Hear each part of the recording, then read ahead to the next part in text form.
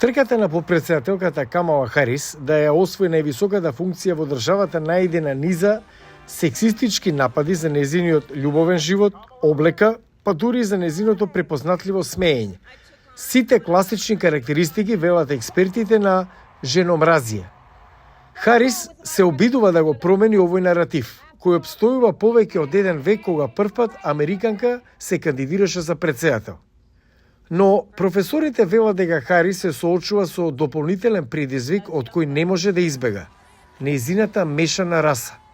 Ова е поранешниот претседател Доналд Трамп, републикански претседателски кандидат.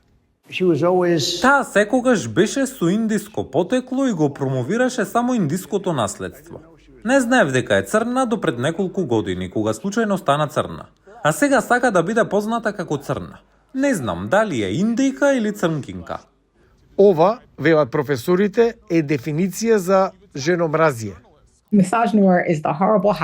Женомразие е ужасен хибрид од сексизам и расизам што е специјално промовиран против црните жени. И тоа е вкоренето во стереотипите за и против црните жени, како и во овие сваќања дека тие не се придржуваат до белите хетеропатриархални норми. Овие напади ги потикнаа дури и некои од најострите републикански критичари на Харис да се обидат да го објаснат наративот. Ова не е лично во однос на Камала Харис, а нејзината етничка припадност, нејзиниот пол нема никаква врска со ова.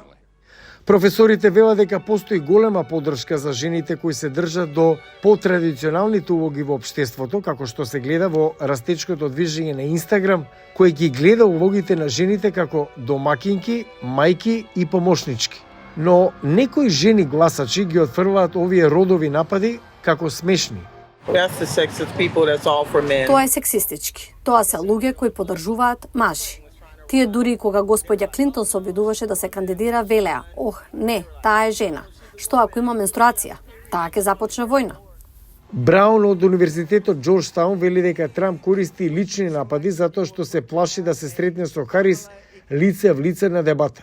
Во последниве денови, Харис и Трамп се препукуваат на социјалните мрежи, обвинувајќи се меѓусебно за избегнување на дебатата планирана за 10 септември. Трамп го направи првиот потек, наместо тоа повика на дебата на 4 септември, организирана од неговата омилена телевизија за вести. Мислам дека тоа веројатно е паметен потек од страна на Трамп, имајќи предвид дека Камала Харис е поранешна обвинителка. И она што го видовме, се што видовме за неа и незините дебатни настапи, наведува многу луѓе да веруваат дека таа ќе доминира над Доналд Трамп.